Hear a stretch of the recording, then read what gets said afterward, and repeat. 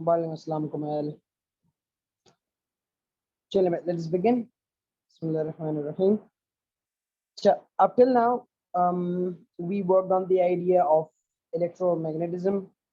Okay, or electromagnetism के अंदर the last thing we discussed was regarding the methods of finding out the magnetic flux density.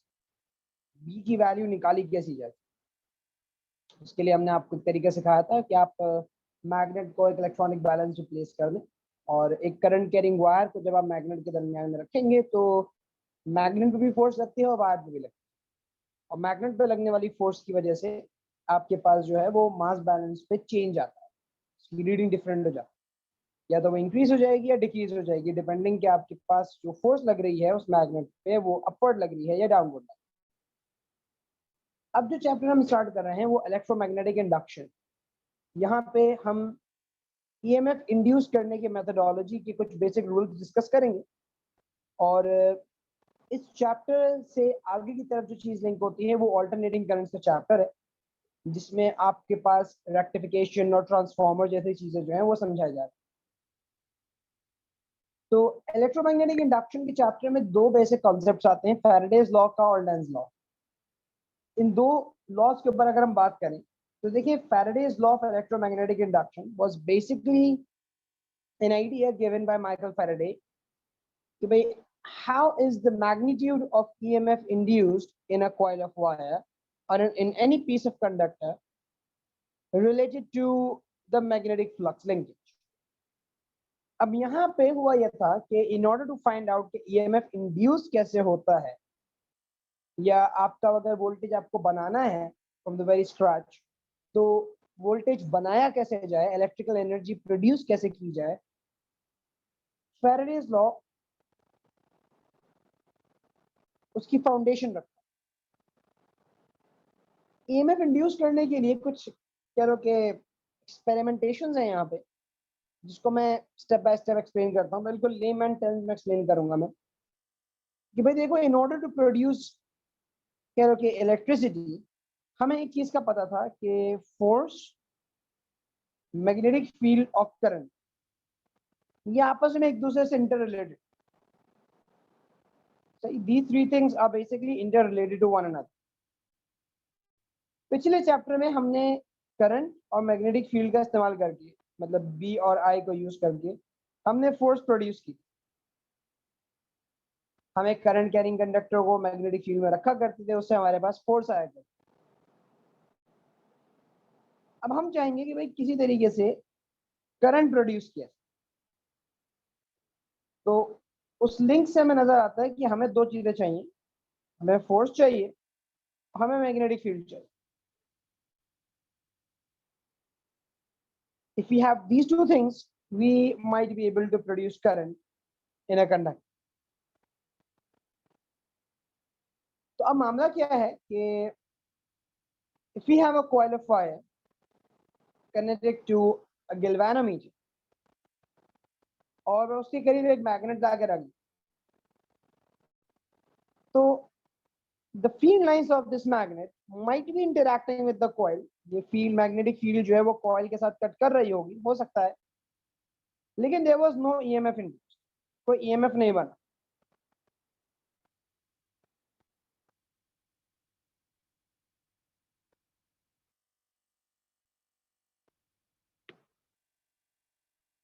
But when we move the magnet towards the coil, क्योंकि हमने सोचा था कि भाई क्या पता मैग्नेट कॉइल से काफी दूर हो और मे बी मैग्नेट की फील्ड जो है वो कॉइल के साथ इंटरैक्ट न कर पा रही हो, मैग्नेट की फील्ड कॉइल तक पहुंच ही नहीं पा रही हो, इतना दूर हो मैग्नेट, क्या पता कॉइल से ये वोल्टेज नहीं बन पा रहा। तो हमने सोचा कि why not place the magnet inside the coil ना।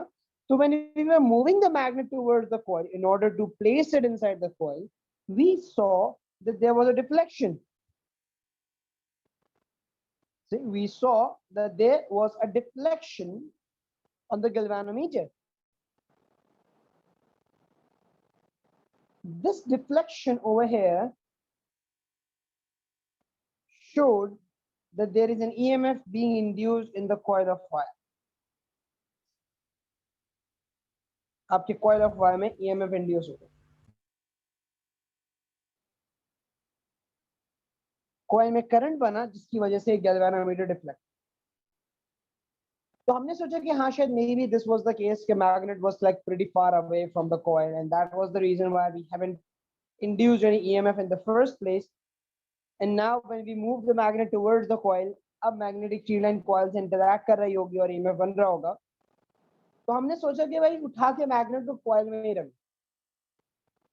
That way we'll be like able to ensure that the magnetic field line is perfectly interacting with the coil and we'll have the maximum voltages induced.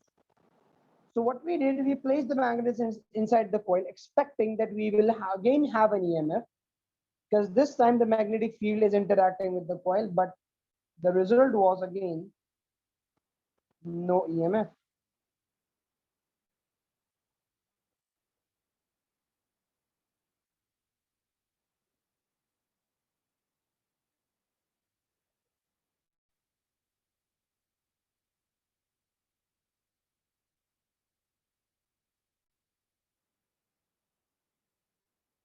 There was again no EMF induced.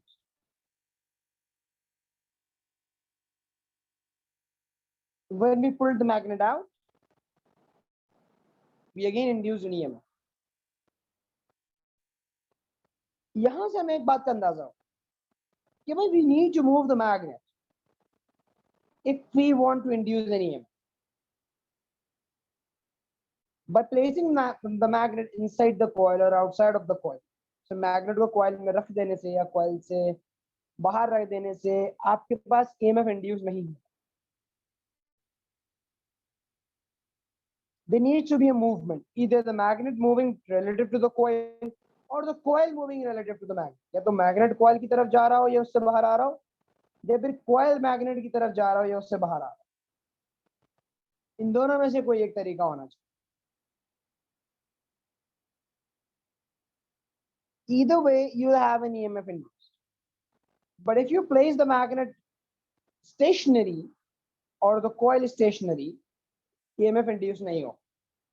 Stationary हो जाने से EMF induce नहीं हो रहा. Movement चाहिए.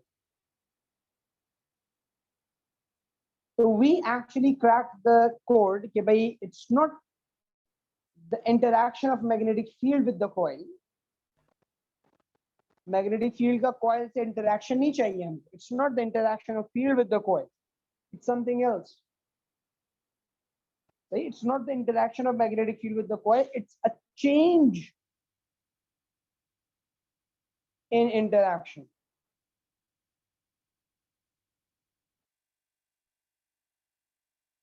आपको interaction में change चाहिए.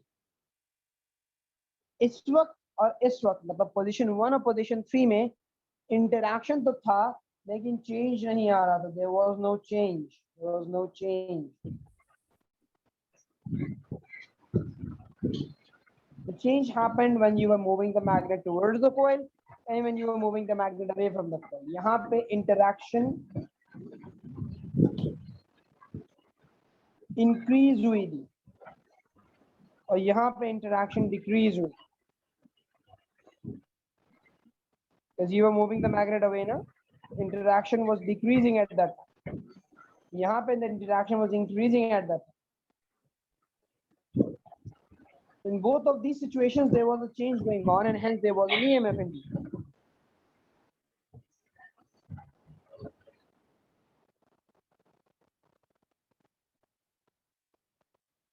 So once we found that out, अब हमने से parameters change करना शुरू किए और parameters change करके हमने EMF induce करने की कोशिश की कि भाई ज़्यादा EMF कैसे दिए.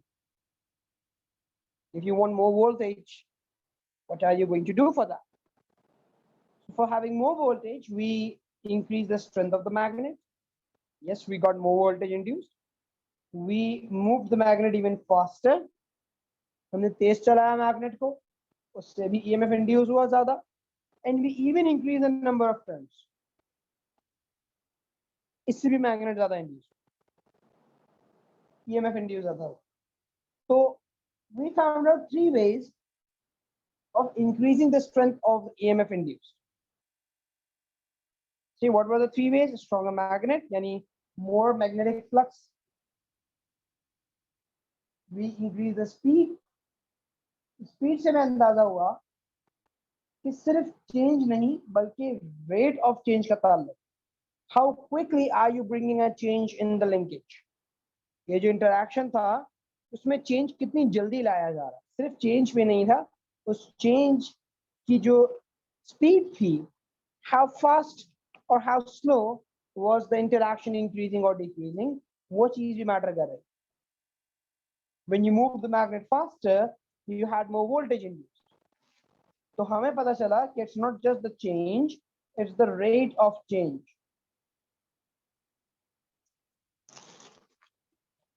तो फैराडे ने इन तमाम चीजों को देखते हुए अपने एक स्टेटमेंट फैब्रिकेट की। स्टेटमेंट ये फैब्रिकेट की कि the EMF induced in the conductor is directly proportional to the rate of change of magnetic flux linkage. Rate of cover, rate covered क्या है, क्योंकि आपने देखा था कि with respect to time the change of interaction was increasing. अगर आप time बढ़ा रहे थे तो you had more EMF induced. इन चेंज से रिलेट कहां पर हुआ था कि भाई you had to move the magnet toward the coil और अवे फ्रॉम द कॉइल।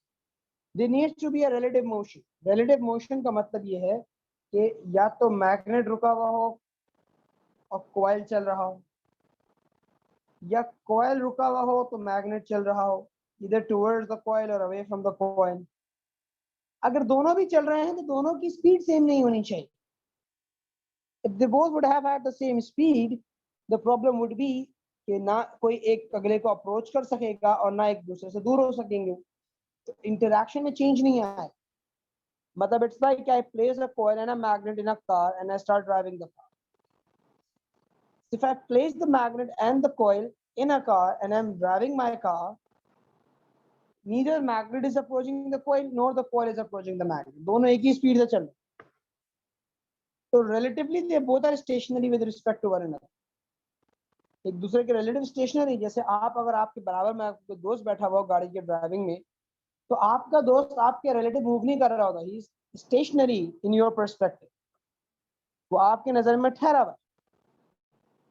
हाँ, for someone standing outside of the car, you both are moving at a very high speed के भाई 60 kilometre per hour 70 kilometre per hour की speed पे आप दोनों चल रहे होंगे, लेकिन other than that you guys are stationary, you guys are moving.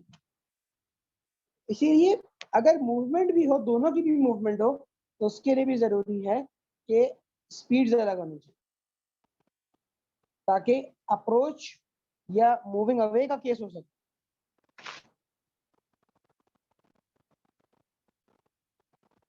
ठीक है काब।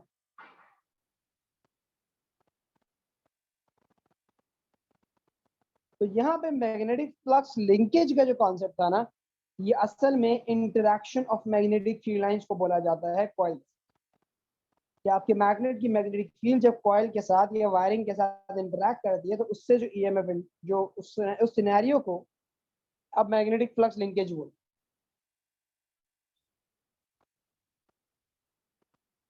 Mathematically magnetic flux link rate of change of magnetic flux linkage ऐसे लिखते, change in flux with respect to time, ये हो गया rate of change of magnetic flux. Linkage बनाने के लिए उसको नंबर ऑफ टर्न से मल्टीप्लाई करा दिया। तो जो कंडक्टर था जिससे इंटरेक्शन हो रही थी, उसके कितने number of turns, n delta phi by delta t is basically the rate of change of magnetic flux linkage. So that is the rate of change of magnetic flux. And according to Michael Faraday, EMF induced, it's directly proportional to this.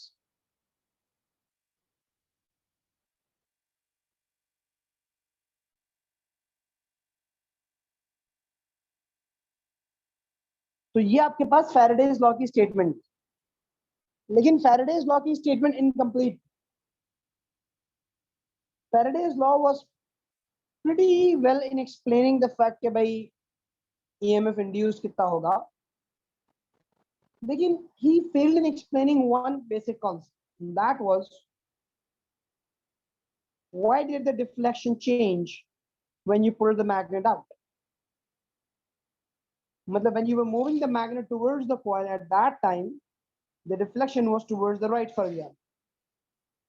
But when you pulled the magnet out, this time the deflection was in the opposite direction to what it was before. There was a change in the direction of current. There was a change in the EMF induced. Magnitude तो चलो same रहा हो, लेकिन direction में change आया है. What was on the right in the first place is now on the left. कि अगर पहले current ऐसे चलता हुआ जा रहा है,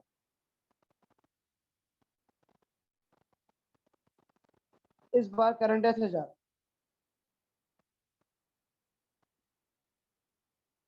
This was something which they weren't expecting to happen, but it happened.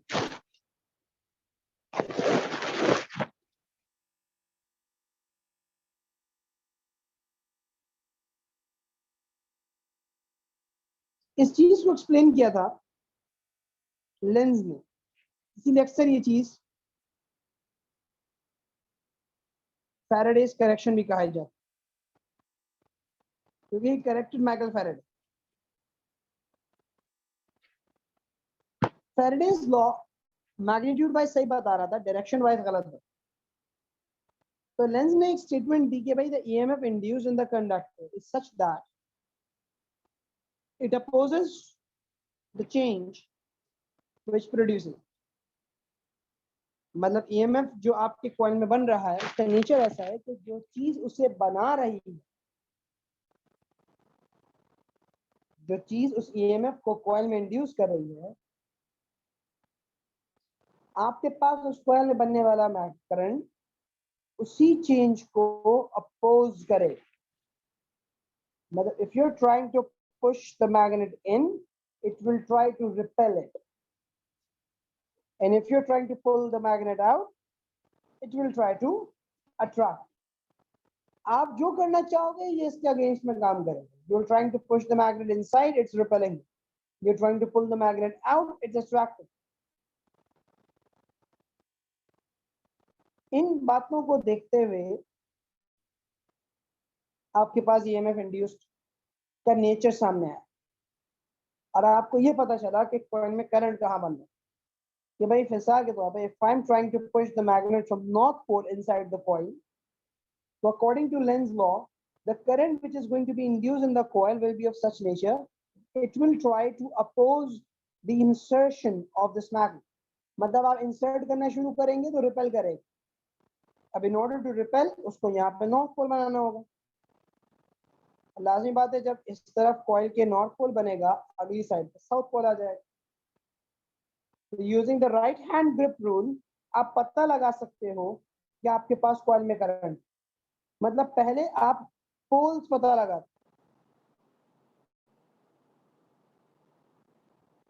सही लेंस लॉ को यूज करते हुए पहले आप पोल्स पता लगा. जब आपको पोल्स पता लगते हैं देन आपको करंट पता लगता है, क्योंकि हमें ये पता हो जाता है कि कहाँ पर कौन सा पोल है. If I am trying to insert the magnet from the north pole inside the coil, so if I'm trying to insert the magnet from the north pole, यहाँ पे north बन जाए. If I would have tried to insert the magnet from the south pole, अगर magnet का south pole insert करता तो इधर south बन रहा होता और इधर north आ रहा. क्योंकि हमेशा जब आप मैग्नेट को इंसर्ट करोगे वो उसे रिपेल कर, अपोजिशन ऐसे ही होगी. And if you're trying to pull it out,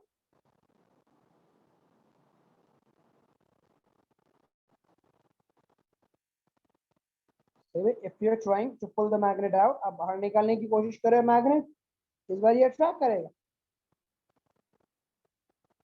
This time it's gonna attract.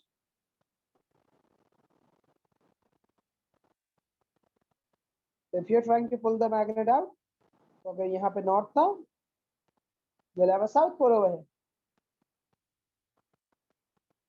Over here you'll have the north, ताकि नॉर्थ साउथ अट्रैक्ट करें. अगर आप साउथ पोल से रिपेल बाहर निकाल रहे होते, you would have had the north pole over here. यहाँ साउथ बन रहा होता ताकि ये अट्रैक्ट करे. Once you find out the poles, now you use the right hand grip. अब आप right hand grip tool use करें. And using that right hand grip tool, अब आप पता लगाते हो कि अच्छा भाई मेरे पास EMF कितना induce,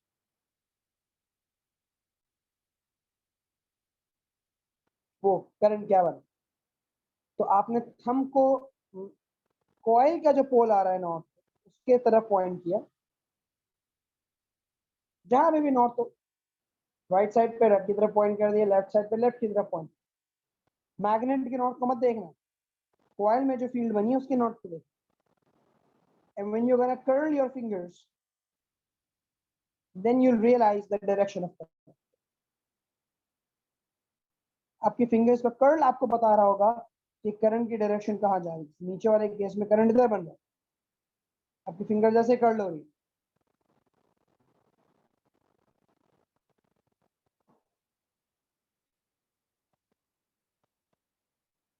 and in this case आपके फिंगर्स ऊपर की तरफ कर्ल, करंट ऐसे चल रहा है.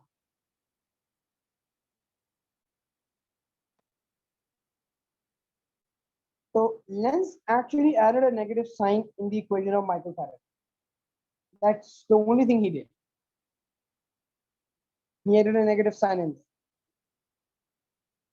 This negative sign was actually highlighting this fact that by the change was in the opposite direction.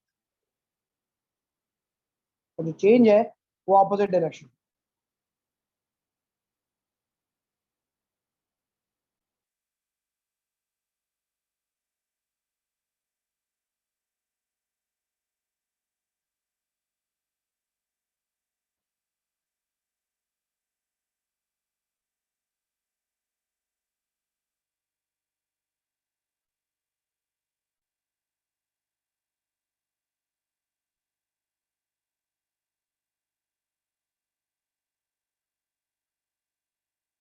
Then I've written something in this green over here.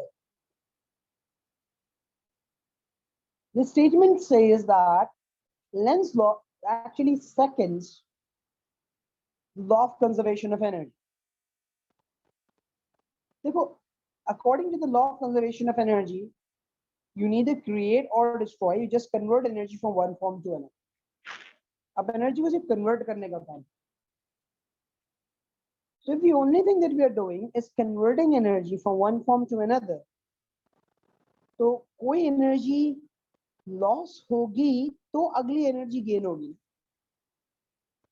किसी एक में drop आएगा तो अगले में increment आएगा. Or if you don't want to reduce any of the energies, you need to do some work. आपको work करने की जरूरत है. Because when you will be doing some work, only in that case you will be having some energy in you, yeah, some electrical energy being produced. So what happens in this case, when you're trying to move the magnet towards the coil or away from the coil, in doing so, what happens, when the magnet is moved towards the coil, you are doing some work. आप force लगाते हो और displacement होता है. जब तक आपको opposition नहीं मिलेगी उस वक्त तक आपके मैग्नेट की एनर्जी कन्वर्ट होके इलेक्ट्रिकल में नहीं बन सकती. क्योंकि if I like attach this magnet to a swing and this magnet swings towards the coil, तो मैग्नेट की जो किनेटिक एनर्जी होगी, that kinetic energy would be lost and it would be converted into the electrical energy. ऐसा नहीं हो सकता कि magnet एक ही स्पीड से स्विंग करता हुआ चला जाए और आपके पास जो है वो EMF भी इंड्यूस हो जाए और kinetic एनर्जी में कमी भी नहीं. ये पॉसिबल नहीं. The opposition was actually to extract the kinetic energy out of the magnet and convert it into electrical energy. वो opposition असल में kinetic energy बाहर निकालने के लिए.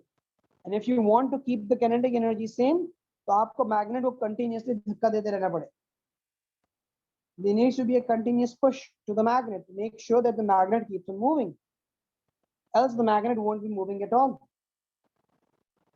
It'll lose all of its energy.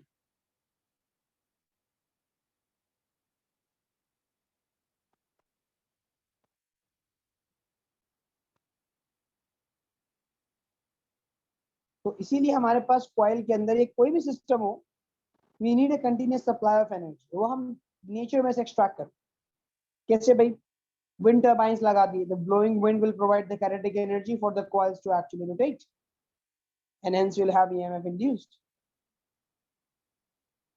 The flowing water, dams के अंदर जब पानी में potential energy भरी हुई होती है, the water flows down, strikes the turbine blades rotate, so they have the kinetic energy, and that kinetic energy is converted to the electrical energy in the generators. So we extract the energy out of nature and we try to make things move. Solar panels के अलावा जहां कहीं भी electrical energy बन रही है वो Faraday's law, Lenz law को यूज करते हैं, सिवाय सोलर पैनल्स के अंदर तो खैर लाइट एनर्जी जो है वो इलेक्ट्रॉन्स को रिलीज करने का काम करती है, वहां लाइट एनर्जी इलेक्ट्रिकल में कन्वर्ट हो रही है, that's the only place. Other than that, whenever you have electrical energy being produced on large scale, we use Faraday's and Lenz law because we have generators, huge size.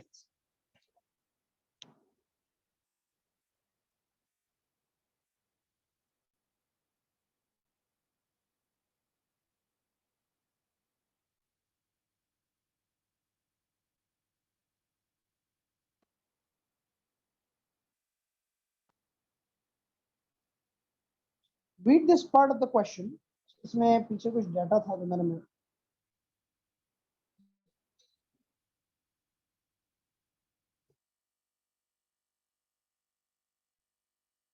there's a bit of a data given over here और diagram यहाँ given है. Question का एक part है, पूरा question नहीं है, तो जरा इसको रीड करो and I'll explain you this.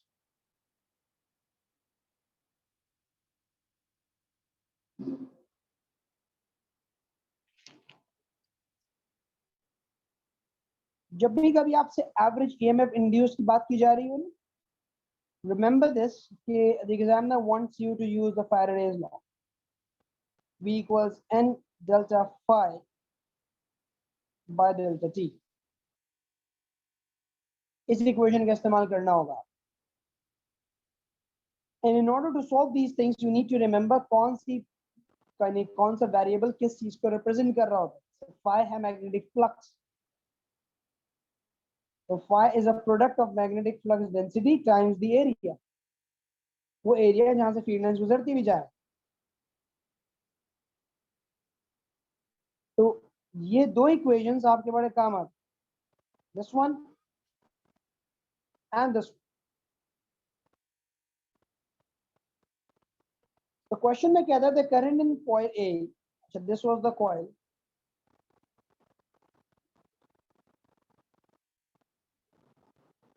is switched off and the coil is positioned as shown in figure 6.1.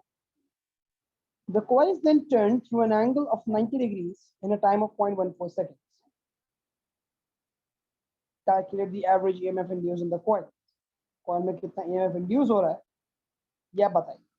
This is the coil that you have over here.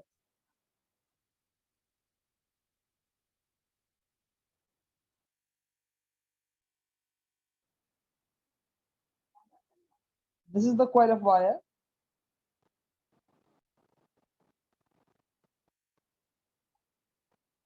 So when this coil is going to rotate, आपके पास जो area है उसमें interaction है. अब if I want to calculate the value of magnetic flux or EMF induced, मुझे पता है कि भाई there are 140 turns and the magnet has a magnetic flux density of 70 milliteslas.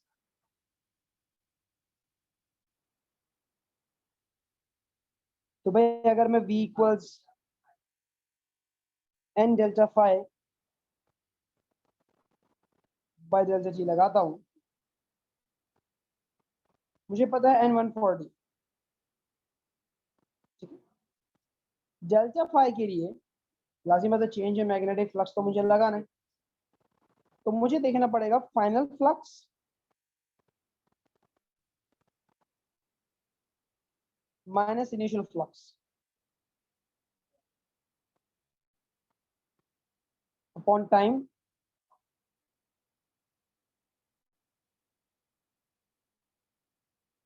Zero point one four second आपका time हो।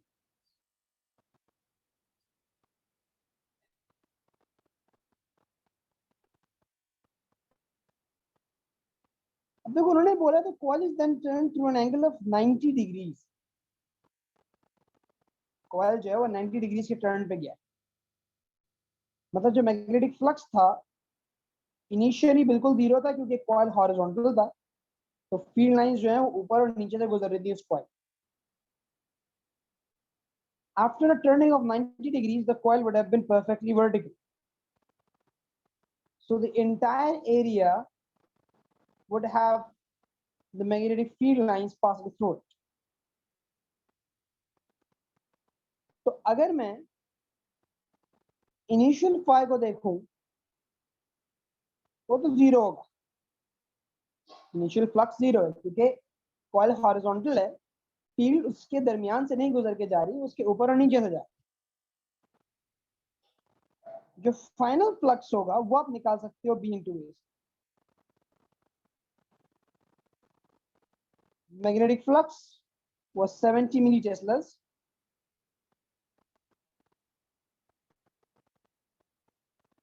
और area के लिए the dimensions are given to 4.5 centimeters by 2.8 centimeters.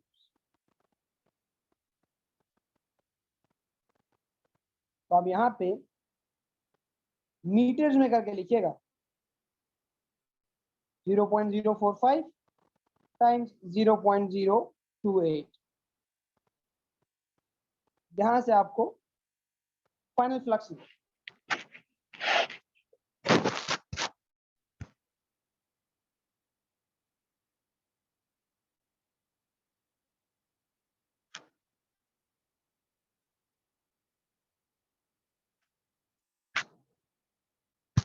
मैं जो इसको प्रोडक्ट कर लूं, इसकी वैल्यू पे मैं आपको बताता हूं।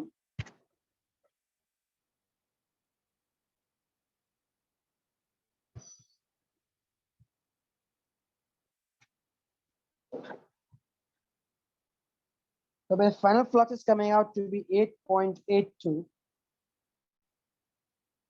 exponent minus 5 Weber, क्योंकि magnetic flux is in Weber's. अब आप यहाँ पे फाई 2 की जगह रख सकते हो उसकी वैल्यू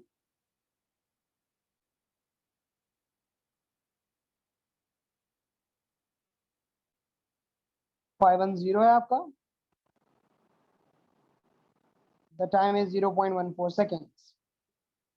कितनी देर में चेंज आया?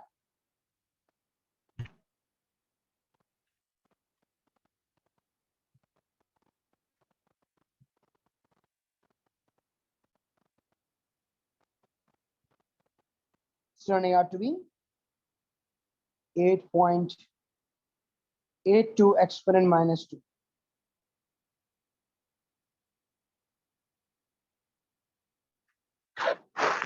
इतना वोल्टेज इंड्यूस।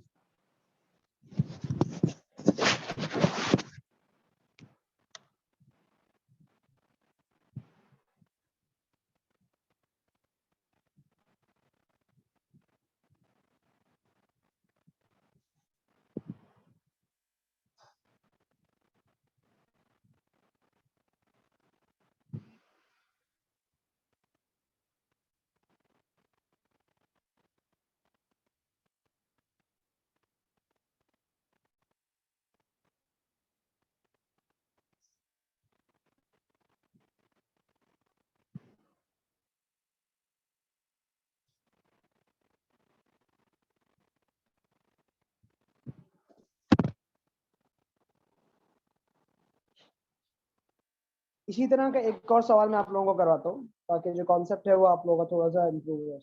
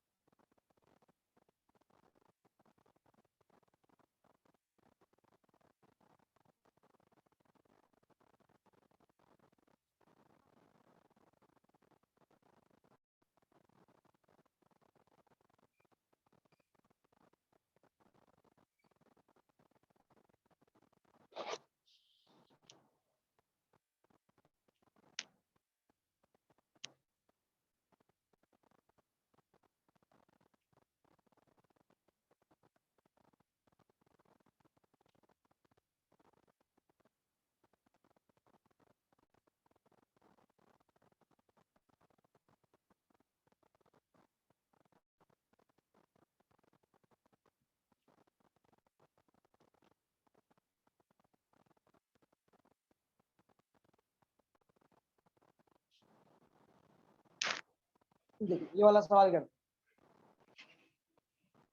हैं। इस सवाल का रेफरेंस ये है मई जून 2013 पेपर 41 से मई जून 2013 पेपर 41 क्वेश्चन नंबर 5 है।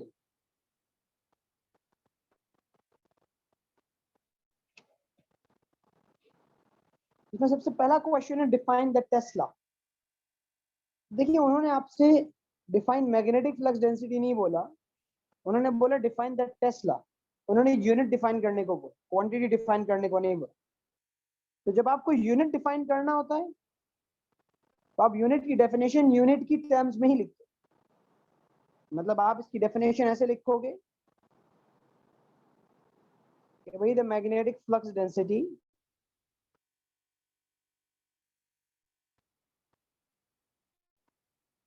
Is 1 Tesla.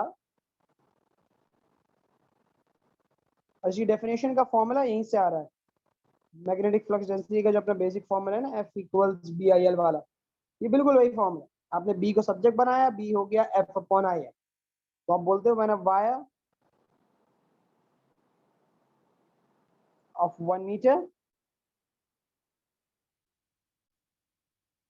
carrying 1 ampere of current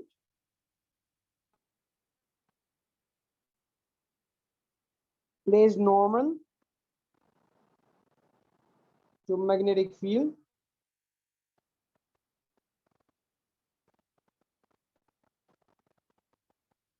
experiences a force of 1 Newton। ये तमाम चीजें जब 1 होंगी उस वक्त मैग्नेटिक फ्लक्स डेंसिटी आपके पास 1 आ रही है। जब 1 मीटर लेंथ का वायर, उसमें से 1 एम्पेयर का करंट जा रहा हो और वो मैग्नेटिक फील्ड लाइंस के बिल्कुल परपेंडिकुलर प्लेस हुआ हुआ, तो उसमें 1 न्यूटन की फोर्स लगना शुरू हो जाए, उस वक्त आपके पास मैग्नेटिक फ्लक्स डेंसिटी 1 टेस्ला के बराबर होगी।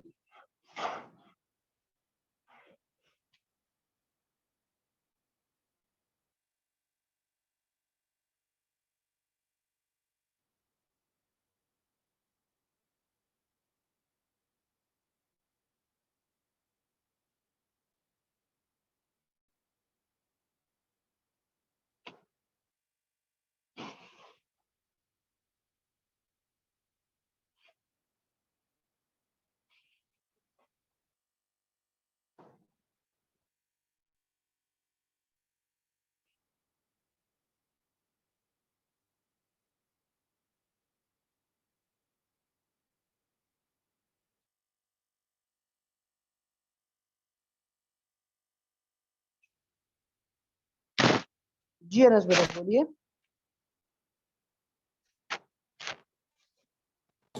अस्सलाम सर सर मुझे ये सवाल पूछना है कि जैसे जो डिफाइन वाली सवाल है तो मैं ये हम ये कह सकते हैं कि फॉर्मूले को ये वर्ड फॉर्म में लिख दें।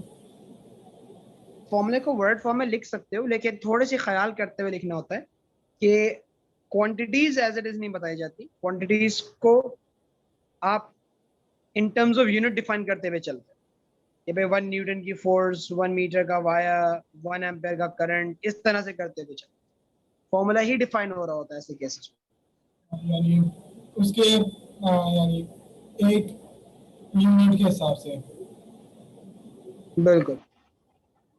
सही है, शुक्रिया sir.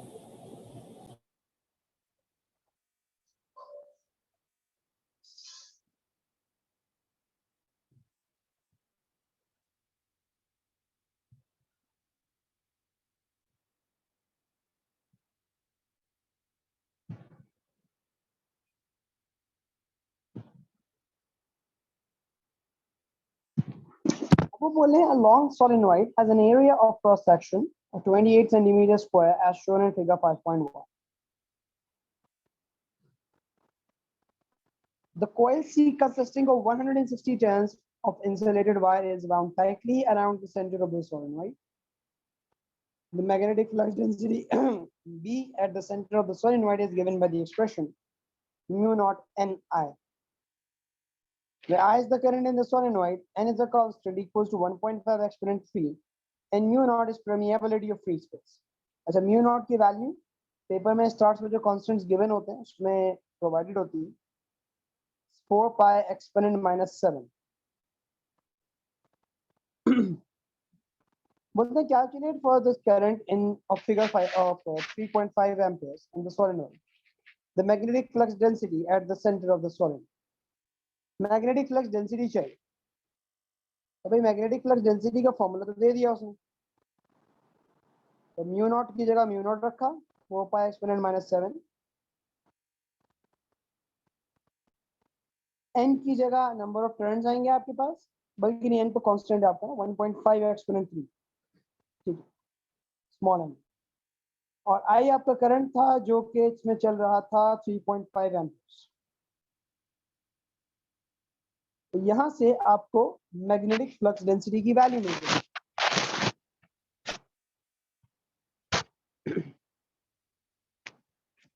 It's 4 pi multiplied by 10 raised to the power -7 into 1.5 exponent 3 into 3.5. ये आ रहा है 6.6 exponent -3 टेस्लास।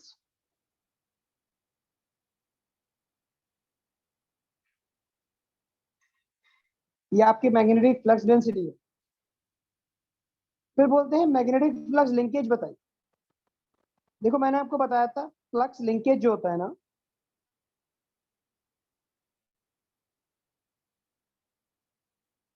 होता है N phi. Change in flux linkage था एन डेल्टा फाई, तो खाली फ्लक्स लिंकेज हुआ एन फाई, जिसमें एन होता है नंबर ऑफ टर्न्स और फाई होता है मैग्नेटिक फ्लक्स। और फाई का अपना फॉर्मूला होता है बी टाइम्स ए, डेंसिटी टाइम्स ए। मैग्नेटिक फ्लक्स और मैग्नेटिक फ्लक्स डेंसिटी में फर्क ही एरिया का है कि magnetic flux density flux per unit area होता है।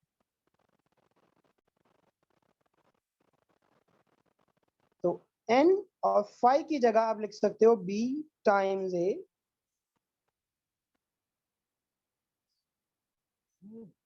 ठीक है। अब आप यहां पे चीजें लिख सकते हैं। आपके पास नंबर ऑफ टर्न्स थे 160 दूसरे वाले वायर की, जिसमें लिंकेज आ रहा है। फ्लक्स डेंसिटी बी निकाल लिया था आपने 6.6 और एरिया 28 सेंटीमीटर स्क्वायर। इस चीज का ख्याल रखना है कि ये सेंटीमीटर स्क्वायर है, मीटर स्क्वायर नहीं। हमें इसको भी यूनिट कन्वर्जन करनी पड़ेगी। भाई यहाँ पे n is 160, b is 6.6 exponent -3 and a is 28 centimetre square. अब देखो सेंटीमीटर से मीटर में जाने के लिए डिवाइड बाय 100 करते हैं, लेकिन ये सेंटीमीटर नहीं है, ये सेंटीमीटर स्क्वायर्ड है, तो उसको भी डिवाइड बाय 100 का स्क्वायर कीजिए। यहां से आपको फ्लक्स लिंकेज मिलेगा in terms of weber. If I solve this,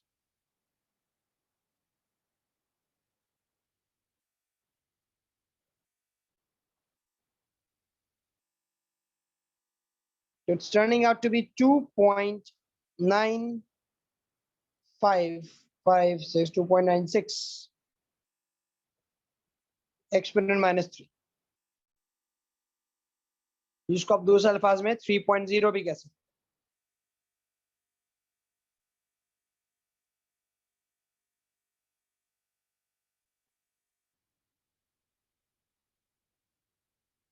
बोलते state Faraday's law of electromagnetic induction. Faraday's law quote कीजिए। फैराडेज लॉ के मुताबिक आप ये कहोगे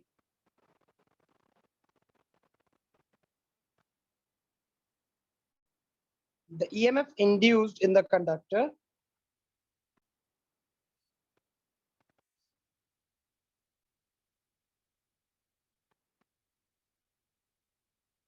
it is directly proportional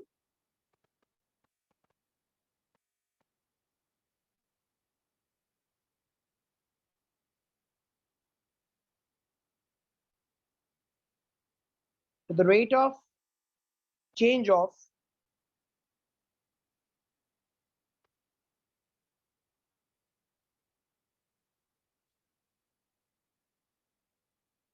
magnetic flux linkage.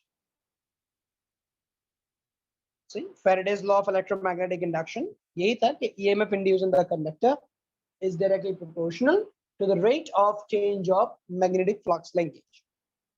Mathematically अगर आप देखें तो V is proportional to N delta phi by delta T. और जब proportionality का साइन हटता था तो technically constant 1 आता था Faraday's law में. It becomes N delta phi over delta T. और अगले पार्ट में इसी फॉर्मूले का इस्तेमाल करवाया एग्जाम में.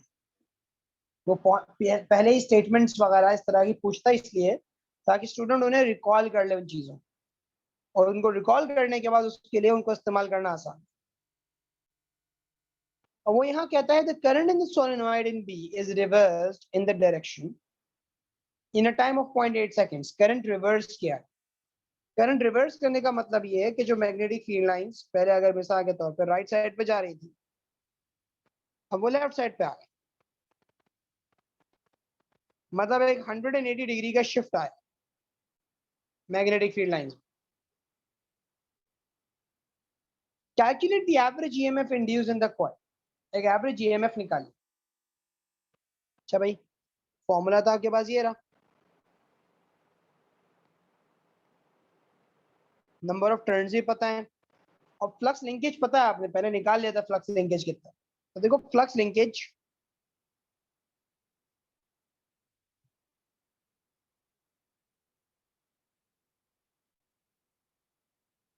हम ऐसे लिख सकते हैं n of phi 2 minus n of phi 1 upon delta t. ये फ्लक्स लिंकेज है बेटा. सही, final flux linkage, initial flux linkage. अब देखिए मामला ये है कि आपके पास मैग्नेटिक फील्ड लाइंस पूरी शिफ्ट हुई हैं. जब आप 180 डिग्रीज मैग्नेटिक फील्ड लाइंस पे शिफ्ट करते हो ना, तो अगर आपके पास मैग्नेटिक फ्लक्स डेंसिटी पहले पॉजिटिव थी तो अब नेगेटिव हो गई, क्योंकि मैग्नेटिक फ्लक्स डेंसिटी एक वेक्टर क्वांटिटी है. B is a vector quantity.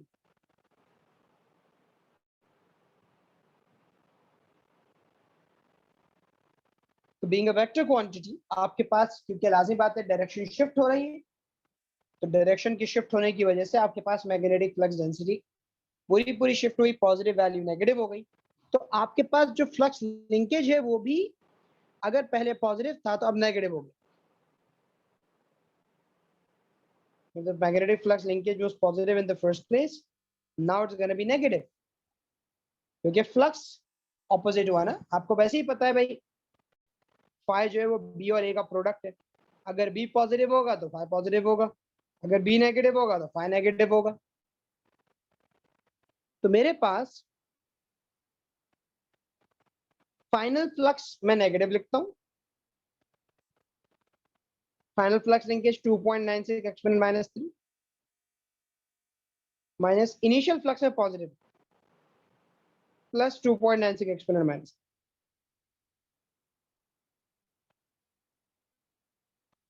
divided by time is 0.8.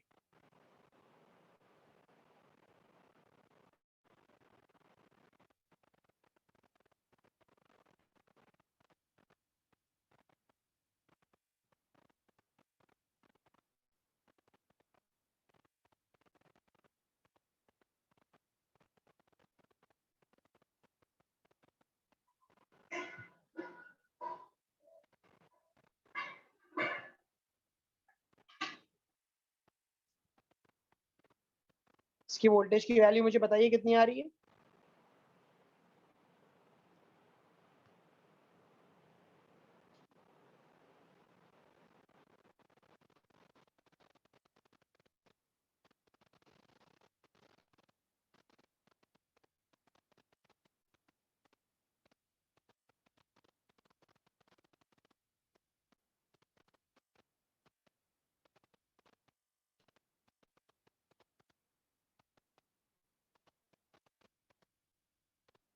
I'm getting 0.0074 with a minus sign. You can write over here, it is 7.4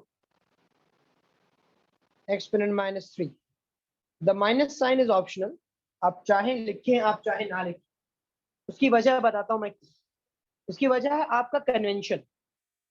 अगर किसी ने इस डायरेक्शन को नेगेटिव लिया होता और इसको पॉजिटिव, तो उसका फाइनल पॉजिटिव होता और इनिशियल नेगेटिव होता. तो उसका फाइनल पॉजिटिव होता, इनिशियल नेगेटिव होता, तो उसका आंसर पॉजिटिव आ रहा होता. ठीक है ना. तो बात सारी ये है कि इसमें कोई ऐसा लिमिटेशन नहीं है कि आप माइनस साइन लाजमी लगाएं. आप नहीं भी लगाते तो भी इशू. मैग्नीट्यूड भी लिख दिया तो तब भी ठीक.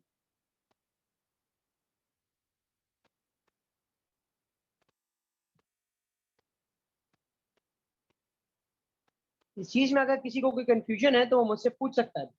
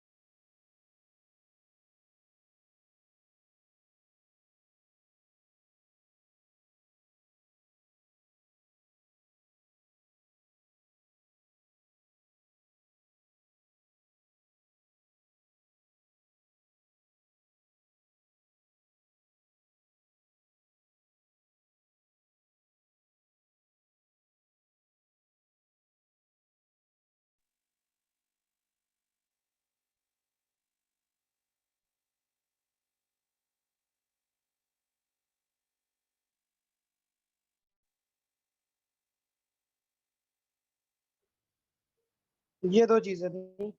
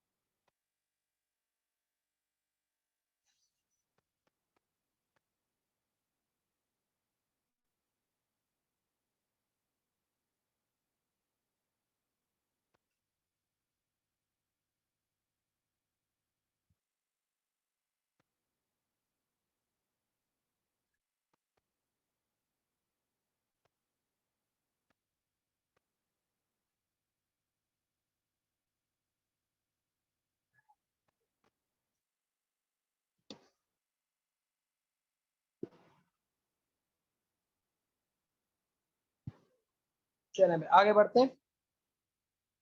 एक फाइनल कॉन्सेप्ट है इसका जो मैं चाहूंगा कि थोड़ा सा हम डिस्कस करें। So before I start explaining this concept, I want you guys to read it first. So yeah, and try to understand what I've written over there and explain you everything which is mentioned on this slide. But मैं चाहूंगा कि थोड़ा सा background आपका create हो ना जहन में।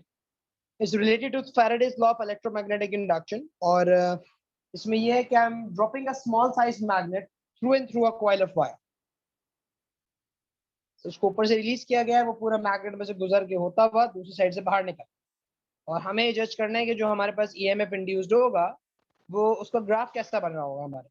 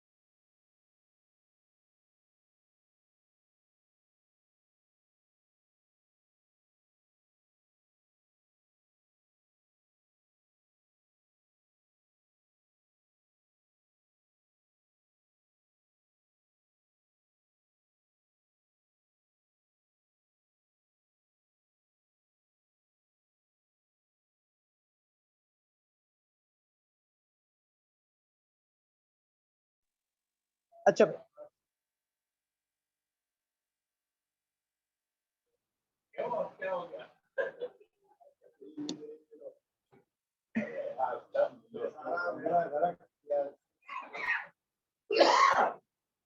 अच्छा भाई जनाब,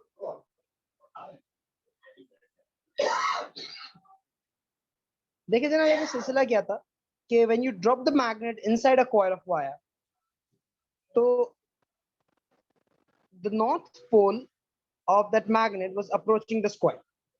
मैग्नेट का नॉर्थ पोल इस कॉइल को अप्रोच कर रहा है। अब मैंने उस चीज को तीन हिस्सों में ब्रेक, तो इन तीन पार्ट से ब्रेक किया।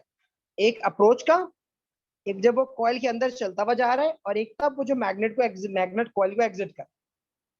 तो जब अप्रोच का केस आया, when the north pole was coming closer to the coil of wire, तो लाजिम बात है according to Lenz law EMF ऐसा इंड्यूस होता है कॉइल के अंदर कि मैग्नेट को अप्रोच करते हुए अपोज करे, मतलब उसको रिपेल करे। तो अगर नॉर्थ पोल कॉइल के अंदर एंटर होने की कोशिश कर रहा है तो यहाँ नॉर्थ पोल बन जाए ताकि रिपल्शन हो, अपोजिशन हो।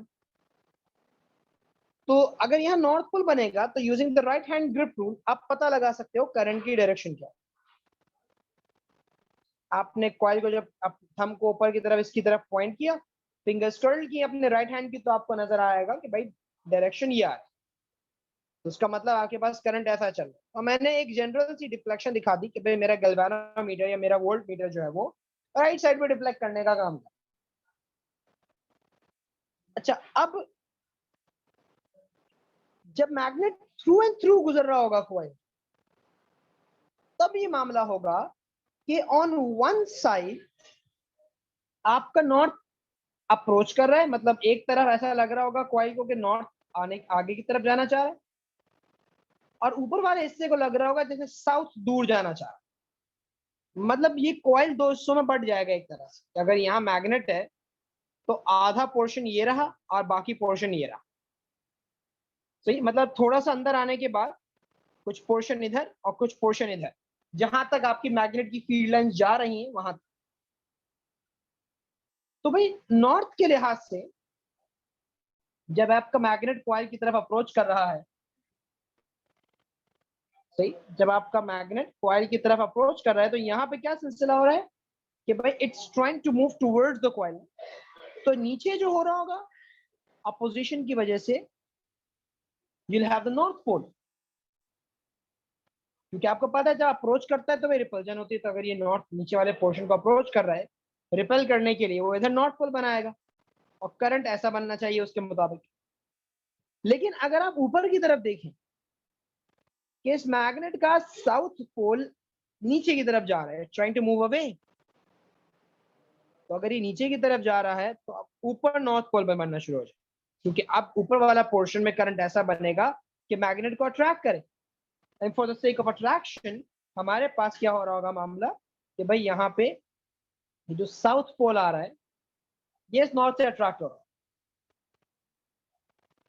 तो सिलसिला क्या हुआ कि भाई ये चीजें, सही, कि जो साउथ पोल आपको यहाँ नजर आ रहा है ये ऊपर नॉर्थ बना रहा है और नीचे वाला नॉर्थ नीचे नॉर्थ बना रहा है। मतलब इसके मुताबिक करंट ऐसे चलना चाहिए, इसके मुताबिक करंट ऐसे चलना चाहिए। इशू ये होगा कि क्योंकि दोनों तरफ इक्वल मैग्नेटिक फ्लक्स लिंकेज आ रहा है तो change zero, there is no change in the magnetic flux linkage. मतलब ना इंटरैक्शन इंक्रीज हो रही है ना इंटरैक्शन डिक्रीज हो रही है। चेंज आएगा तो ईएमएफ इंड्यूस होगा ना, सारा मसला ये। You not having any change happening over here, that is the problem. कोई चेंज नहीं आ रहा आपके पास।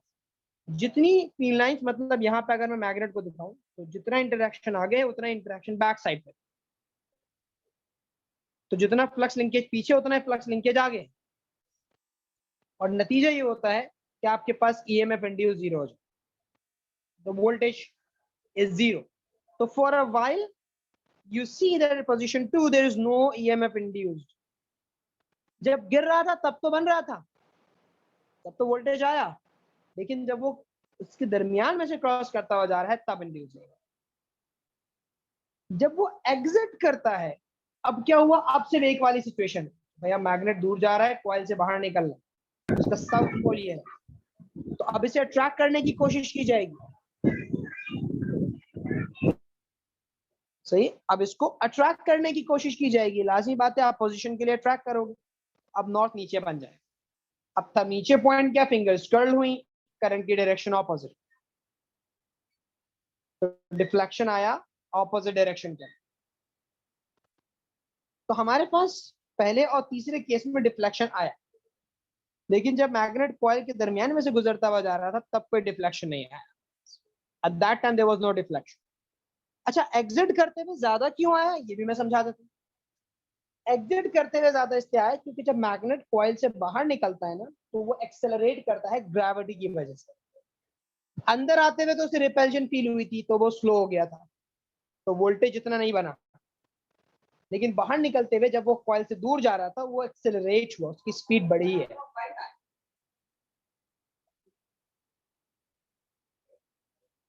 सही, वो एक्सेलरेट हुआ, और इस एक्सेलरेशन की वजह से क्योंकि उसकी स्पीड ज्यादा थी तो आपके पास बाहर निकलते हुए वोल्टेज ज्यादा था। मैं आप लोगों के साथ ग्रुप में एक वीडियो शेयर करूंगा इसकी, ठीक है, जिसके अंदर उसने बाकायदा एक्सपेरिमेंट करके दिखाया है।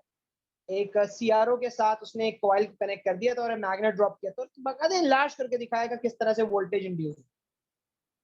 तो वो एक्सपेरिमेंटली भी आपके सामने आएगा कि हाँ जब मैग्नेट एग्जिट कर रहा है तो ज्यादा वोल्टेज इंड्यूस कर रहा है।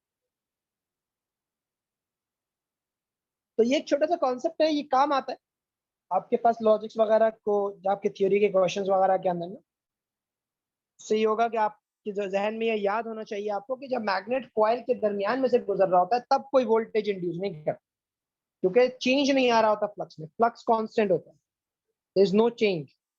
मैं ये नहीं बोल रहा कि फ्लक्स ही नहीं होता, फ्लक्स है, the magnetic field lines are cutting the coil, लेकिन there is no change in that, you need to have a change. ठीक है भाई, इलेक्ट्रोमैग्नेटिक इंडक्शन का चैप्टर यहां तमाम होता है। मैं ऑल्टरनेटिंग करंट्स के अंदर जो एडी करंट वाले कॉन्सेप्ट्स होते हैं ना, वो उसमें वो करवा, तो मैं ऑल्टरनेटिंग करंट का चैप्टर इंशाल्लाह कल आप लोगों को शुरू करवाऊंगा सेम टाइम 11 o'clock, और उसके अंदर जो है हम, वो थोड़ा सा डिटेल्ड चैप्टर है तो उसमें हमें थोड़ा सा टाइम। ठीक है भाई, तो will keep it till here, take care, ख्याल रखिएगा आप लोग अपना, अल्लाह हाफिज़।